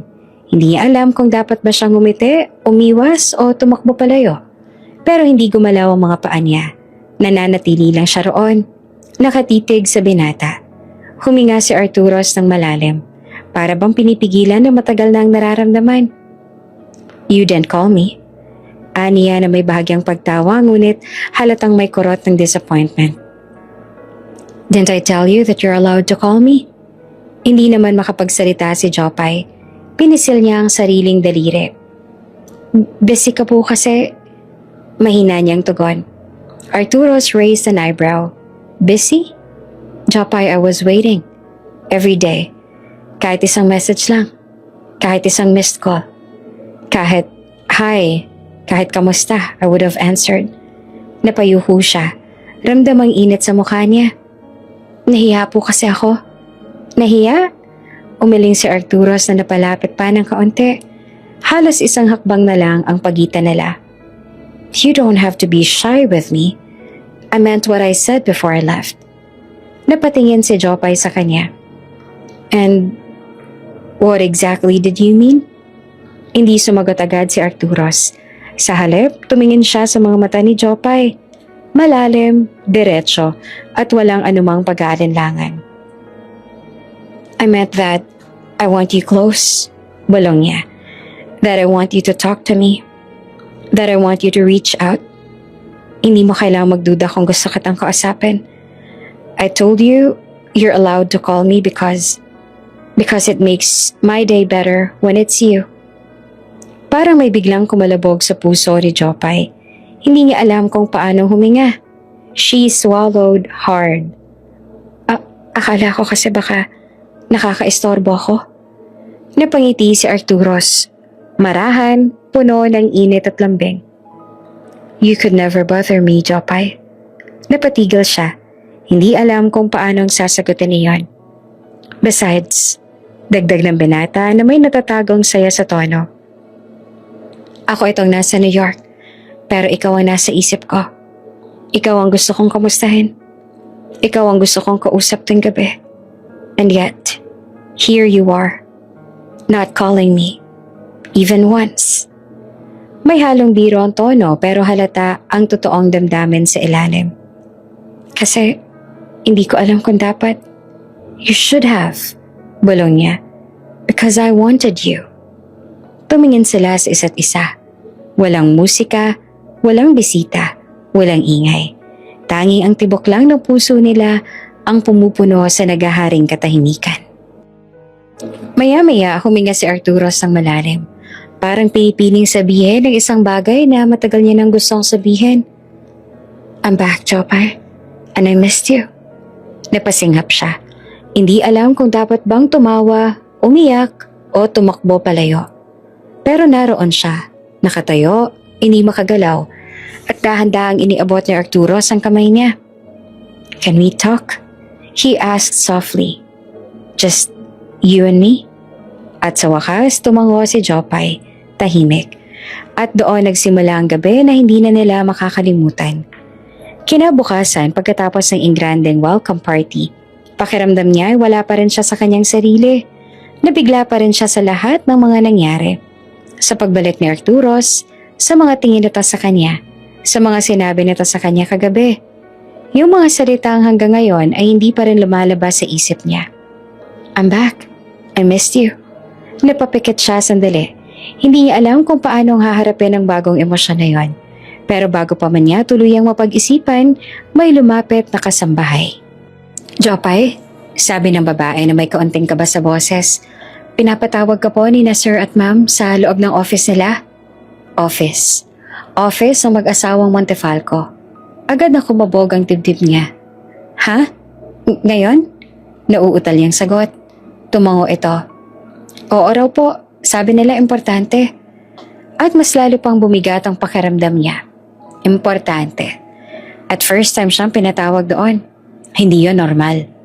Mabilis siyang tumayo, pero ramdam niya ang unti-unting paglalamig ng kamay niya. Baka may nagawa siyang mali. Baka may nasira siya.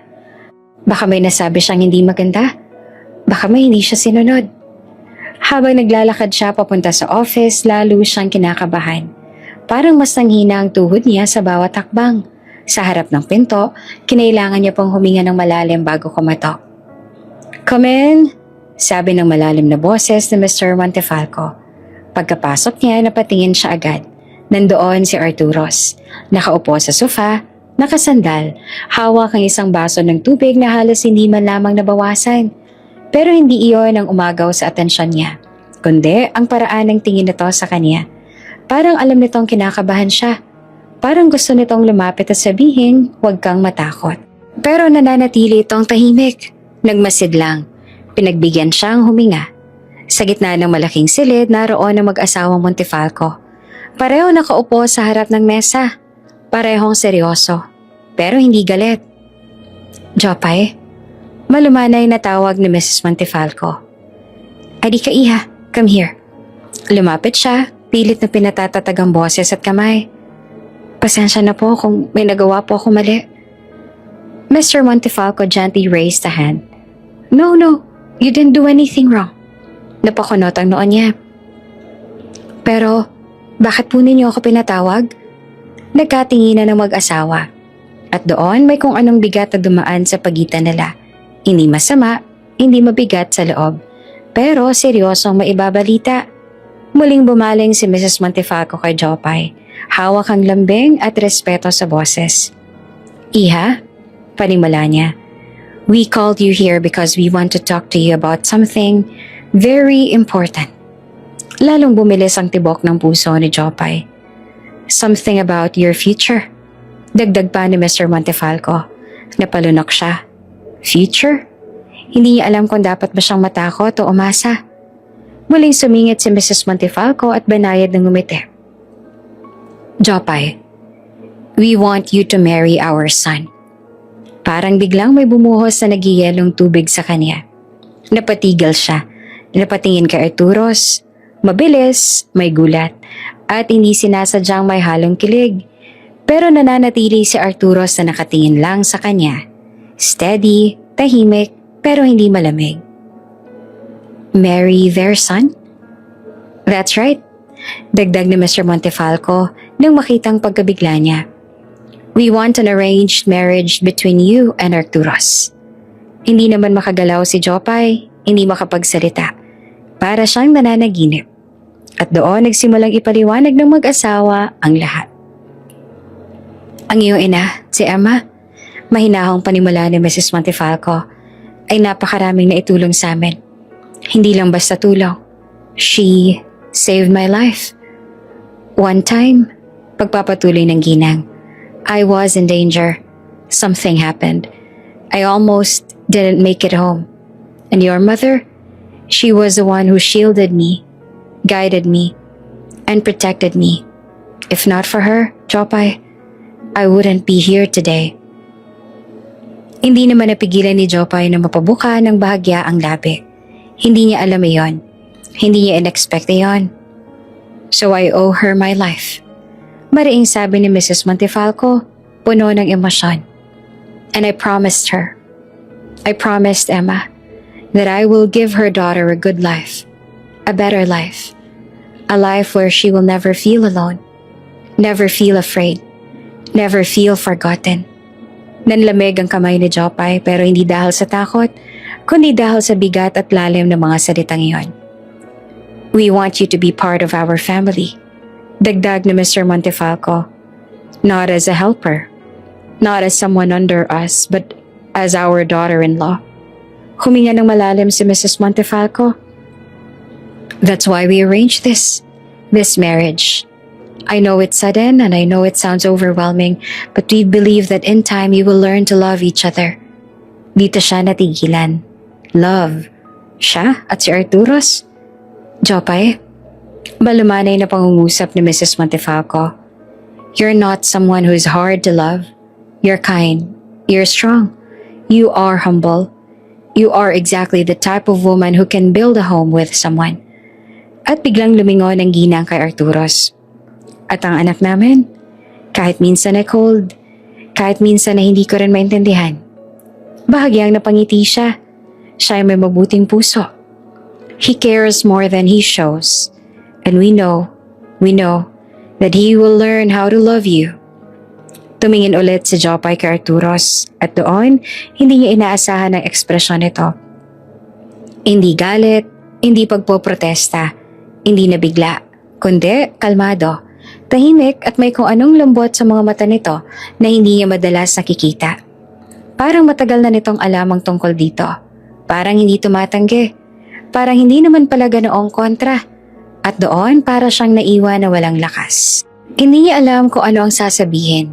Hindi niya alam kung anong dapat niyang maramdaman. Paglabas ni Jopay mula sa opisina ng mag-asawang Montefalco, parang hindi niya maramdaman ang sahig na tinatapakan niya. Para siyang naglalakad sa ulap o baka naman sa bangin. Hindi niya alam. Ang malinaw lang ay nanginginig ang kanyang kamay at kumakabog pa rin ang dibdib niya sa sobrang bilis. Para bang may tumatakbo roon na kabayo. Hindi mabuo sa isip niya ang mga nangyari. Ipapakasal nila ako kay Arturos. Ang bawat salita ay paulit-ulit na umaalingaw-ngaw sa isipan niya. Para bang hindi iyon totoo. Para bang isang biro na hindi niya kayang tawanan. Para bang isang pangarap na hindi niya dapat pangarapin. Hindi niya alam kung ano dapat maramdaman. Matakot, matuwa, malito, mangarap, umiyak. Habang naglalakad ramdam niya na para siyang lumulutang. Ang hallway na dati malinaw at pamilyar, ngayon ay parang umiikot. Para siyang wala sa sarili. Parang hindi niya alam kung saan siya papunta. Hanggang sa biglang may mainit at matatag na kamay na pumigil sa brasa niya. Jopay. Napahinto siya at napatingin. At sa patigil ng paghinga niya si Arturos. Nakatayo ito sa harap. Nakakunot ng bahagyaang noo. Ang mga mata ay nakatingin direkta sa kanya. Hindi malamig, hindi rin galit. Parang may hawak itong pag-aalala na pilit nitong tinatago. Pero hindi lubusang maikuble. Para siyang kinoryente sa biglaan nitong paghawak. Agad siyang umatras ng isang hakbang. Ngunit iniiniwan ng binata ang pagkatitig sa kanya. Mag-uusap tayo, sabi ni Arturo sa mababa ang boses. Ngunit may bigat na hindi mapigilan. Napatingin si Jopay sa paligid. Walang tao. Tahimik at tanging maririnig lang ay ang banayad na tunog ng air conditioning at ang malakas na tibok ng puso niya. Arturos. Mahina niyang sambit, halos pabulong. Hindi ko alam kung anong sasabihin ko. Then don't worry about what to say. Sagad agad ng binata. Hindi niya hinayaang makaiwas siya sa tingin. Just say what you feel. At doon tuluyan ang nabasag ang manipes na kontrol ni Jopay. How can I not worry? Nanginginig na tanong niya. Pumasok ako sa opisina ng mga magulang mo bilang isang kasambahay. Tapos lalabas ako roon na ipapakasal sa'yo. Napayuko siya. Pinisil ang kamay dahil sobrang lamig na nito. Arturos, kasal yun. Kasal. Hindi yun biro. Hindi yun isang kontrata. Sagrado yun. Dapat pinagplanuhan. Dapat pinapasok ng dalawang taong nagmamahalan. Napapikit siya, huminga ng malalim, pilit inaayos ang sariling nanginginig na boses. At hindi kita kayang mahalin ng ganon bigla. Mahina ang sabi niya. Hindi ko kayang pumasok sa isang kasal na ganitong kabilis. Hindi ko kayang itaya ang buhay ko sa isang bagay na hindi ko pa maintindihan. Tahimik si Arturos. Tahimik pero hindi malamig o galit. Nakatayo ito sa harap niya. Hindi gumagalaw, ngunit ramdam niya ang presensya nito. Parang lumalapit kahit hindi naman talaga lumalapit. Hanggang sa marahan itong huminga ng malalim at nagsalita. I understand. Sagot pa ni Arturos.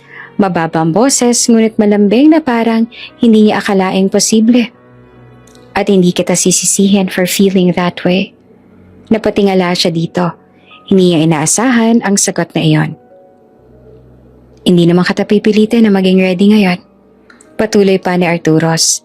Ang mga mata nito ay diretsyong nakalapat sa kanya. And I won't expect you to love me right away.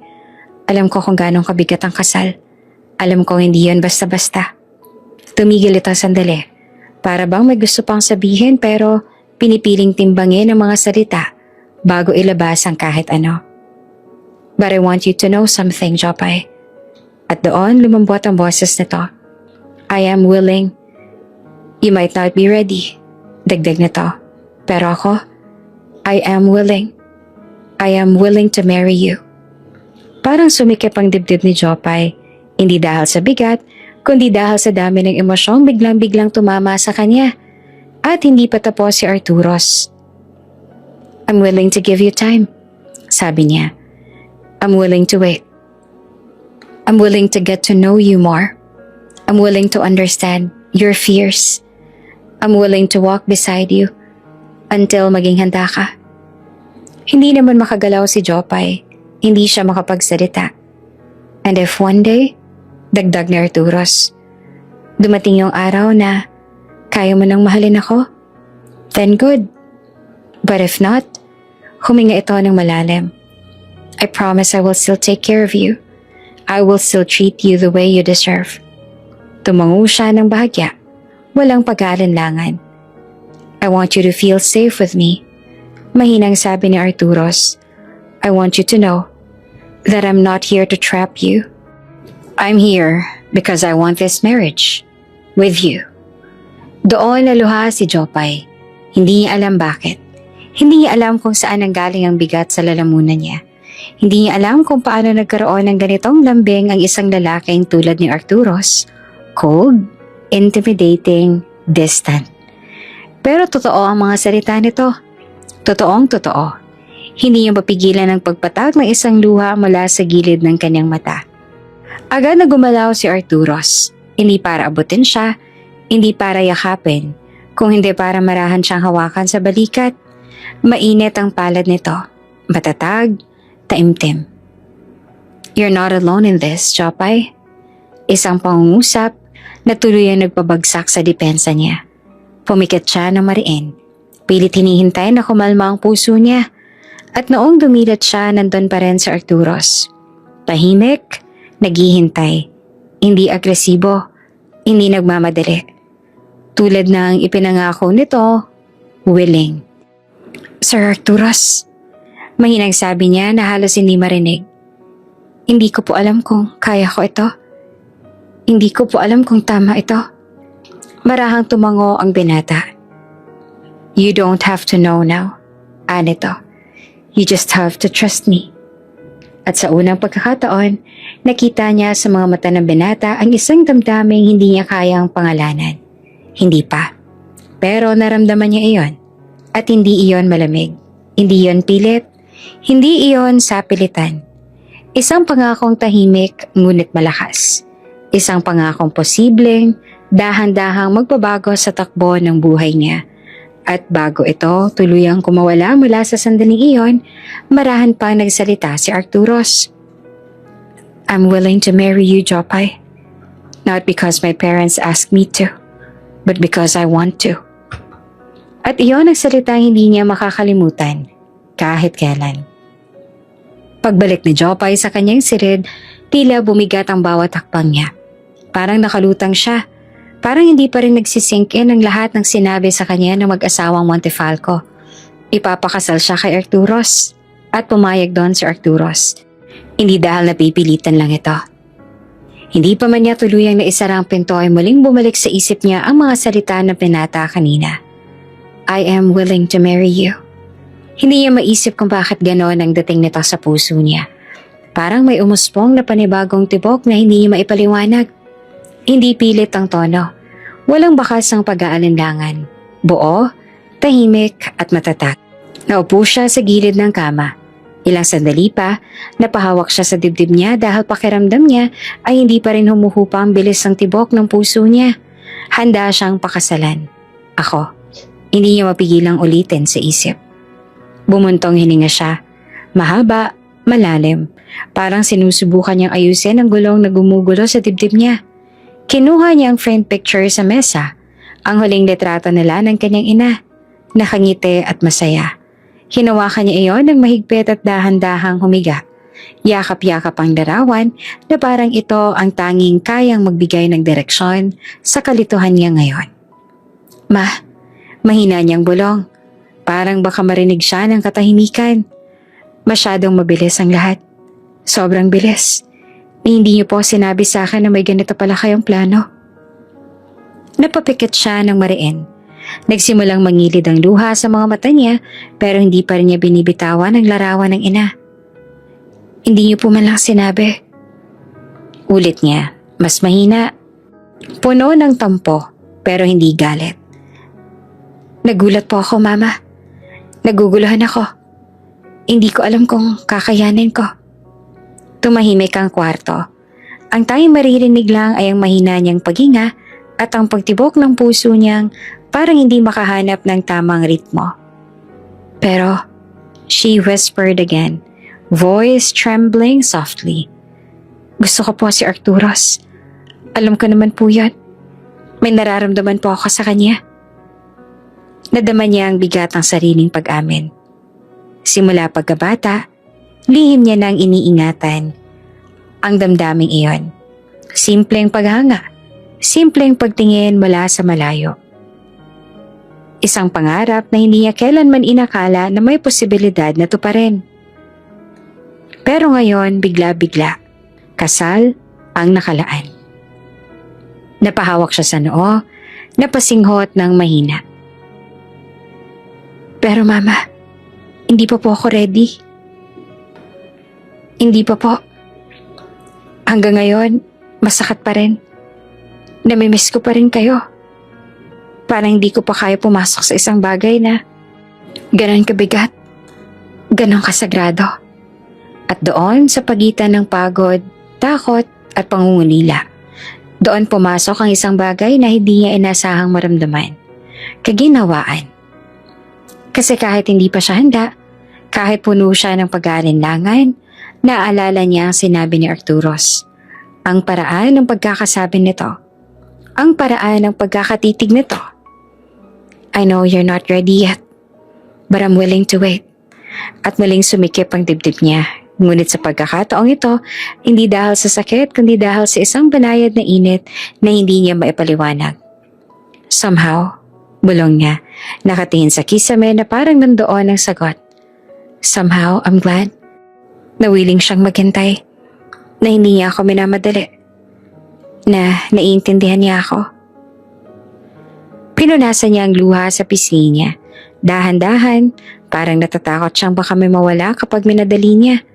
Hinawakan lang ang larawan ng ina at dinala iyon sa dibdib niya habang unti-unti siyang humiga ng maayos sa kama. Malamig ang kumot pero sapat para yakapin ang katawang pagod at pusong magulo. Pumikit siya ng dahan-dahan. Hinahayaang yakapin siya ng katahimikan. At bago siya tuluyang lamunin ng antok, huli niyang nasambit. Halos hindi na marinig ng hangin. Mama, sana po gabayan niyo ako kasi sa totoo lang, natatakot po ako. Pero sana tama to. Sana. Unti-unting nabawasan ang kaguluhan sa dibdib niya habang dahan-dahang bumubura ang mga linya ng kamalayan. At sa huling sandali bago siya makatulog, isang babae lamang ang nananatili sa isip niya. Ang mga mata ni Arturos, kalmado, matatag, at tila nagsasabing hindi niya kailanman hahayaang mag-isa si Jopay sa paglalakad patungo sa kinabukasan nila. Lumipas ang mga buwan mula nung unang sinabi sa kanya ng mag-asawang Montefalco na ipagkakasundo siya kay Arturos. Sa lahat ng panahong yon, tulad ng pangako ni Arturos, hindi niya siya pinilit na tanggapin ng alok. Binibigyan siya ng espasyo at panahon para makapag-isip, para ayusin ang sarili, para harapin ang sariling damdamin. Habang lumilipas ang mga araw, unti-unti niyang napagtanto na hindi niya kayang itanggi ang kanyang nararamdaman. Ang sakit at lungkot na dala ng pagkawala ng kanyang ina ay unti-unting nababawasan. At sa halip, isang bagong damdamin ang unti-unting namumuo sa puso niya. Ang pagmamahal kay Arturos. Hindi ito basta paghanga o pasasalamat, kundi isang pagmamahal na malalim at totoo, na parang lahat ng nakaraan ay naghahanda lamang sa kanya para sa damdaming ito. Lumipas ang halos 1 taon. At sa wakas, napagtanto ni Jopay na panahon na upang bitawan ang sakit, upang yakapin ang kanyang damdamin at tanggapin ang katotohanan. Mahal niya rin si Arturos. At higit sa lahat, handa na siyang pakasalan ng binata. Isang araw, muling pinatawag siya ng magulang ni Arturos sa kanilang opisina. Tila ang eksaktong araw na iyon ay para sa kanya. Nang makarating siya, nakita niya nakaupo si Arturo sa sofa. Tahimik, nakatingin sa kanya ng may ngiti, habang ang magulang nito ay nakatayo sa kanyang harapan. Jopay, simula ng ina ni Arturos. We want to know your answer. Handa ka na bang pakasalan si Arturos? Napatingin siya, huminga ng malalim, at may ngiti sa labi na buong puso niyang sinagot. Opo, handa na po ako.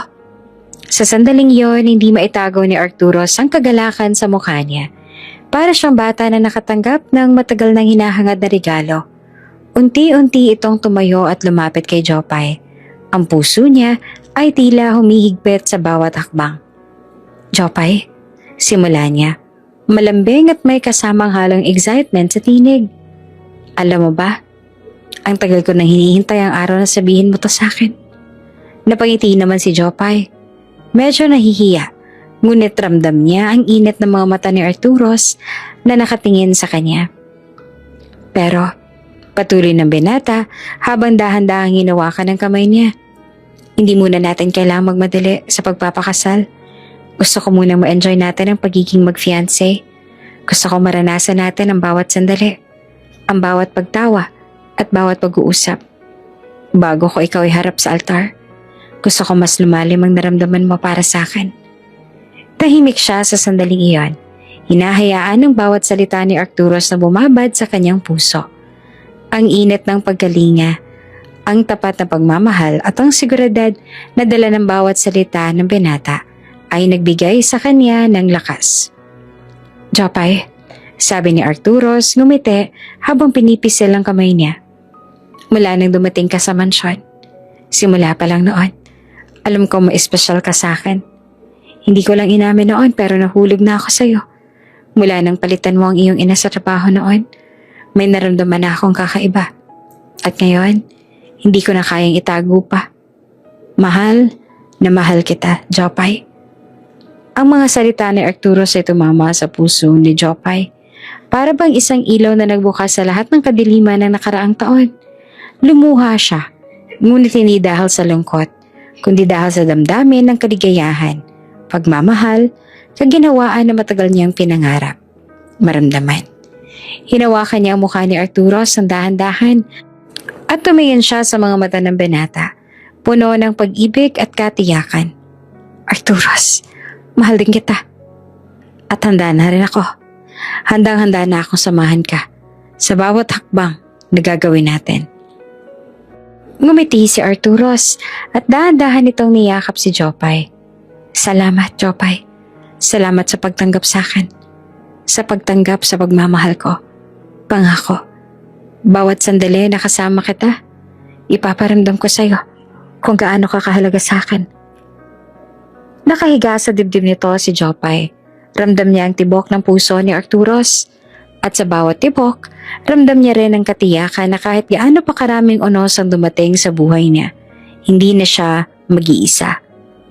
Doon sa katahimikan ng mansyon, sa init ng yakap ng binata at sa mga pangako ng pagmamahal, nanatili si Jopay sa puso ni Arturos at ni Arturos sa kanya.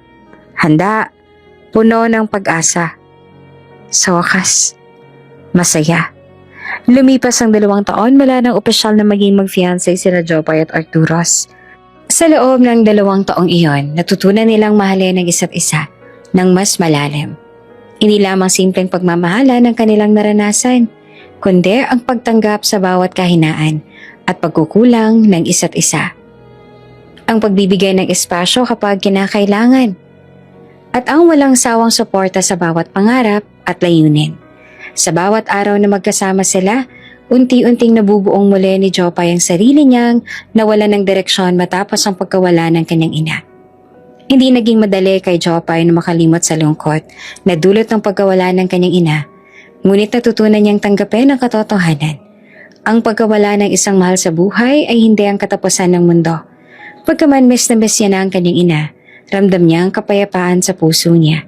Alam niya kung nasan man ang kanyang ina, masaya ito at proud sa mga desisyon niya ngayon. Ang bawat takbang na ginawa niya para bumangon, para magpatuloy, ay parang handog lang niya sa alaala ng kanyang ina. Sa wakas, dumating ang araw ng kanilang kasal. Ang mansyon ng mga Montefalco ay puno ng saya, halakhak at mga bulaklak na kulay pastel. Ang red carpet ay kumikinang sa ilalim ng liwanag at lahat ng mahalaga sa kanila ay naroroon. Ang pamilya, mga kaibigan at ang mga taong naging bahagi ng kanilang journey. Si Jopay sa kanyang wedding gown ay naglalakad patungo sa altar at sa bawat hakbang ramdam niya ang tibok ng kanyang puso. At doon nakatayo si Arturos, nakatingin sa kanya na may ngiti at pagmamahal na mas malalim pa kaysa sa kanyang na-imagine. Nang magtagpo ang kanilang mga mata, para bang tumigil ang oras niya. Ang lahat ng alalahanin, takot, at lungkot na pinasa ni Jopay ay napalitan ng kabuoang ligaya at katiyakan. Jopay, malambing na sabi ni Arturos habang hinahawakan ng kanyang kamay. Hindi ko maipaliwanag kung gaano ako kasaya na makita ka ngayon sa harap ng lahat bilang asawa ko. Napangiti naman si Jopay at ang mga alaala ng kanilang unang pagkikita, ang mga yakap sa gitna ng kanyang lungkot, ang mga simpleng moment ng pagmamahal sa bawat araw-araw. Bilang mag-fiancé ay bumalik sa kanyang isipan. Arturos, lahat ng pangarap ko, lahat ng saya ko, sa wakas ay nariyan ka. Sagot niya at naramdam ang tindi ng kanyang damdamin. Nang matapos ang seremonya, nagsimula ang kanilang bagong buhay bilang mag-asawa. Sa kabila ng kanilang tagumpay at yaman, mananatili silang mapagkumbaba at bukas sa pagmamahalan. Hindi nagtagal nagdesisyon si Jopay na ipagpatuloy ang kanyang pag-aaral. Matapos ang isang taon, natupad niya ang pangarap na makapagtapos at nagkaroon ng karera sa kanyang pinapangarap simula pa nung bata pa siya. Sa Cebu. Sa tuwing pinagmamasa niya ang kanyang sarili sa salamin, hindi niya malilimutan ang mga aral na natutunan niya sa mga nakaraang taon, na ang sakit at pagkawala ay hindi dapat maging hadlang sa pag-abot ng mga pangarap.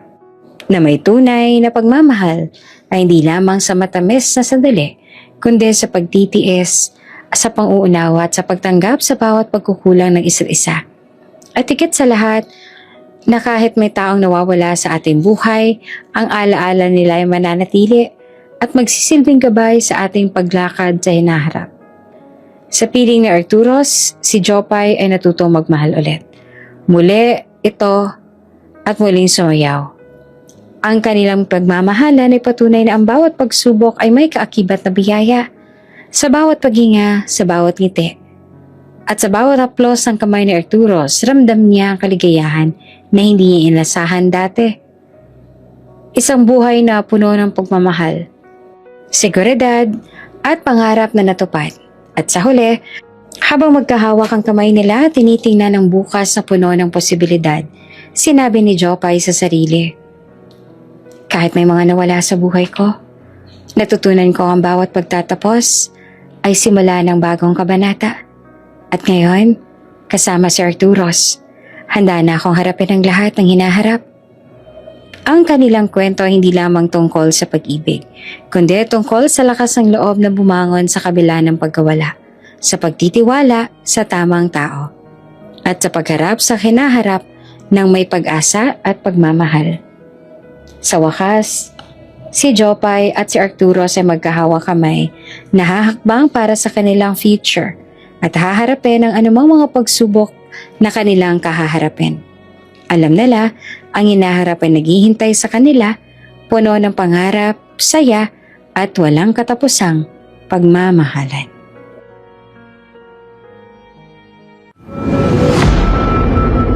Bago ka pa lang sa channel na ito, Ate Jane TV, huwag kalimutang pindutin ang notification bell and subscribe button. Sana po hindi naman malaking abala sa inyo ang pagpindot ng subscribe button dahil ang kapalit po nito ay ang pagsuporta para makapag-produce ng mga libreng stories sa mga channels ni Ate Jane. Maraming salamat!